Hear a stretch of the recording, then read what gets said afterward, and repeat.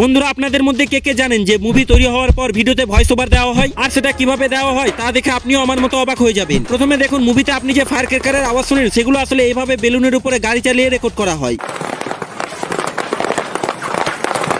Next, মুভিতে যে আপনি ঘোড়ার পায়ের আওয়াজ শুনেন সেটা আসলে এইরকম পাথর দিয়ে তৈরি করা হয়। নেক্সট, মুভিতে যখন কেউ নরম মাটিতে হাঁটে তখন তার আওয়াজ কিছুটা এভাবে রেকর্ড করা হয়। নেক্সট, মুভিতে যে এয়ারক্রাফট ওড়ার আওয়াজ শুনেন সেটা আসলে এই প্লাস্টিকের টুকরা টায়ারের মাধ্যমে তৈরি করা হয়। কিন্তু মুভিতে কিভাবে বোম ফাটার আওয়াজ রেকর্ড করা হয় সেটা একদমই আলাদা। কিন্তু তার আগে অন্যদের মতো কোনো কসম ছাড়াই আপনার মন থেকে ভিডিওকে লাইক আর চ্যানেলকে সাবস্ক্রাইব করে দিন, কারণ এতে আমি অনেক মোটিভেট হই। ওকে বন্ধুরা, মুভির বোম ফাটার আওয়াজ কিছুটা এভাবে রেকর্ড করা হয়।